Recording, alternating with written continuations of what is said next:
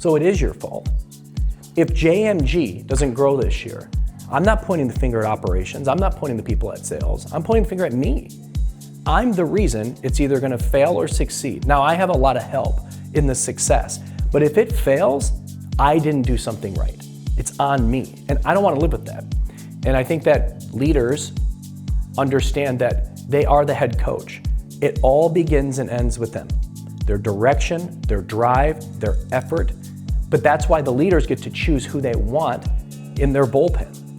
So if you have a bunch of reactive people in your organization, you as a leader are failing because you don't have the right people. Hi, Jason. I just overheard you talking about reactive versus proactive. Proactive versus reactive people. Sales specifically, to me, one of the key traits that separates somebody from being very successful in sales versus somebody that's gonna be average in sales is the super successful salespeople are proactive in their approach. And the average or the low are reactive. Now, what does that mean? Proactive is seeking out. Reactive is responding. Responding to a call from a client, responding to a call from a prospect, waiting to hear something in order to move things along versus being proactive in determining that I'm going to move this along. It's also just in general in work and how you work as an individual. Those that say, I'm going to get this done, come hell or high water, I will get this done, whatever I have to do to get this done, those are leaders. The leaders are the ones that always seem to find ways to accomplish the task no matter what. That's proactive work. Reactive work are people that don't make it in leadership, don't become a VP, don't make it within their organization to certain levels because they're task-oriented people. Tasks are reactive. Here are the things I need you to do. There's a place for that, right? I mean, there's a lot of places for that. What I'm saying though is those that want to achieve more, those that want to get to a different level, whether it be in sales or at a company, the more proactive you are in achieving your goals, the farther you're going to go. Because the ones that are reactive are the ones that say, look, they're really good at what they do when I give them a task to do it, but I can't rely on them to think forward to better enhance what they're doing. But if I give them a task, they'll accomplish the task. Now, there's some people that aren't even good at accomplishing tasks, right? But reactive is when something comes to me, I'll act on it. Proactive is no matter what it is, I'm going to accomplish it. And it's two completely different mindsets. I don't know if it's something that can be taught. I think it's something you can help somebody with. I think it's the willingness and the want to say, it doesn't matter what you put in front of me, I'm going to do it, versus I tried. I tried would be, hey, I called 20 prospects today. 2 picked up the phone, the rest didn't. I tried. Accomplishment is, so I'm gonna call them tomorrow, and I'm gonna call them the next day. I have a hard time with the I tried because the I tried will always make excuses, but have their own reason of I didn't fail because I tried, I put the effort forward. Where proactive people, it is a failure because nothing got done from the work. They say I tried, I did the best I could, or I made my calls today. Right, you made your calls today, but the person I'm comparing you to also made calls. They made 5 appointments from those calls. You made 1. But the reason they made these is because they kept calling. You didn't keep calling. Like a lot of people in real estate, for example, they'll hide behind email. Hey, Bobby, just checking in, see how the home search is going. Like if you think you're gonna get somewhere with an email and selling a house, you're wrong, but you also know that. Like those type of people find ways to create their own excuses to say, at least I tried. What do you mean? I did make my calls. You know, like it's weird that they create an excuse for their own laziness when, to me, what I always say is, I don't care how much you work. As long as you're showing results, it doesn't matter to me. I could care less. Where these people are more, well, I went to work today, I got in at 9 and I left at 5 and I did what I was supposed to do. Those people will always be the task-oriented people. The ones that say, that work extra, the ones that say, all right, this is what I need to do to get better as a department leader, as a salesperson. I don't need somebody to tell me. I just know I'm gonna do whatever it takes to win. Whatever it takes to be on top. whatever it takes to succeed. And it's funny because any leaders watching this video that actually lead people or any great salespeople, when you start to think about who in your organization is reactive versus who are proactive, I guarantee you they say my proactive people are the ones that I look at as leaders. My proactive ones are the ones that I look at as my great salespeople. My reactive ones, some of them might be okay, some of them might not be average, some of them might be average, but there's no way a reactive person is anywhere near the top of the list. They just won't be, because they do enough to get by and say, I did my job, that's their excuse. They don't have it instilled in them that whatever it takes mentality. Well, what do you want me to do? I mean, I called them twice. They didn't answer my call or return my text message. Okay? Did you call them 7 times? Did you call them until they said don't call you? Did you try the best that you could to get a hold of this person? And they'll say, yeah, I did, but they didn't. And anything, like, so let's say we're trying to get people to an event and let's say that we're trying to get all of my past clients to an event, to show up. We're gonna put on a nice event for them, and the more people that show up, the more people I get to shake hands with that remember me, that I help them with their transaction. So this is like a loan officer, a real estate agent, somebody in sales, right? Car salesman, whatever. The reactive person would say, I sent out the invitations. Yeah, but no one RSVP'd. The proactive person says, now I'm gonna call everybody. Now I'm gonna send a text reminder. I'm gonna do all these things because I wanna get, if the goal is to get 50 people are showing up.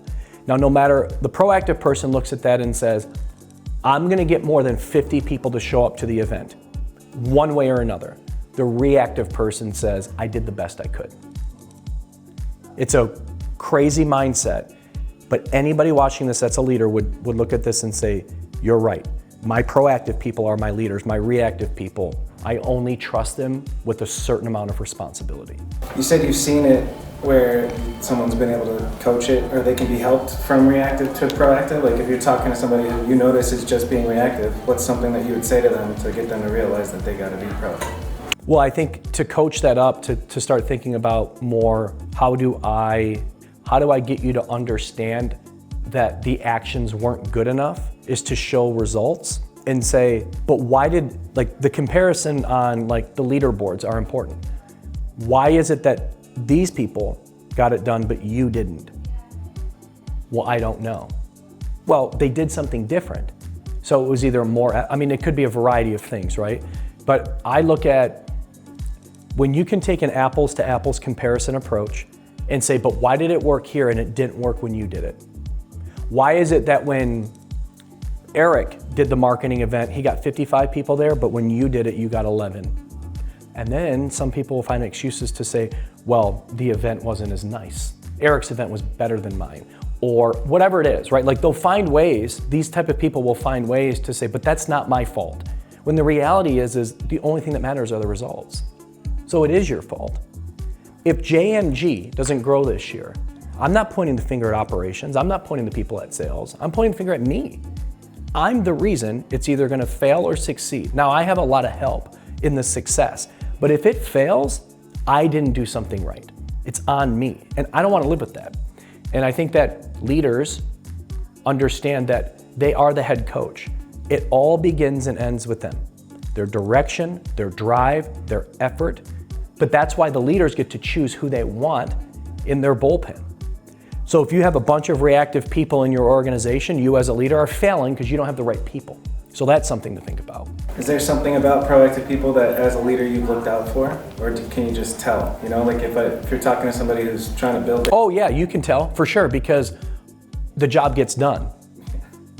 The job gets done. You don't have to follow up on the job gets... What ends up happening with proactive people is, like for me at least, you start to see patterns of behavior. And the patterns of behavior will be, did the job get accomplished and was it successful?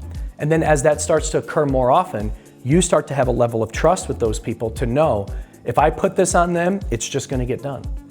Like, there's sales leaders that we have at this company that I know if I give them the task and the project to do, it will get done.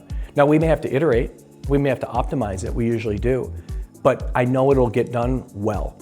There's VPs at this company that I know, here's the project, and they will get, one way or another, it'll get done the way it needs to get done. Now the timing on it would be one thing, but the job's gonna get done and it's gonna be done better than I could do it. But that's earned over time, and that's why people get promoted. The ones that I sit there, like there are people that we say, look, well, you can't give that to them because they're incapable of completing that project.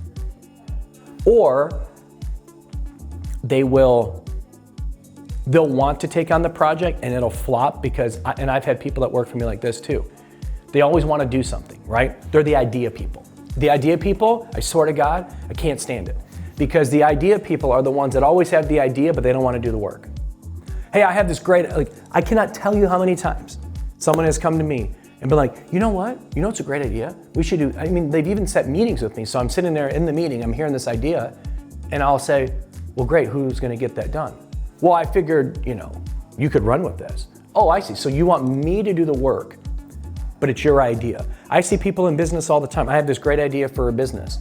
Okay, great, are you putting up the money? No? Oh, well, that's interesting. Are you the one doing the work? No. But isn't it a great idea? That's terrible. Those are the people that when somebody does take the idea and they make it successful, they're the ones saying, you stole my idea.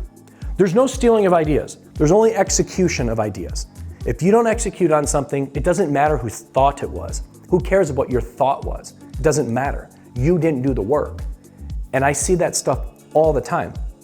And then another bad trait, unfortunately, is people that start something and they always have a tendency to not finish it, where someone has to pick up the pieces for them. So we'll initiate, if we were to initiate something and all of a sudden in 2 months it's not working and you're saying, but you were the lead on that project, why isn't it working? Well, they get offended, right? They take it personally. But deep down, they know they failed on the project. If you're the lead, it's all up to you. Whether it wins or loses, it doesn't matter, it's on you. And if it wins, you're the one that gets the credit, and if it loses, you're the one whose fault it is. But anytime it's someone's fault, they'll sit back there and say, well, I've been trying.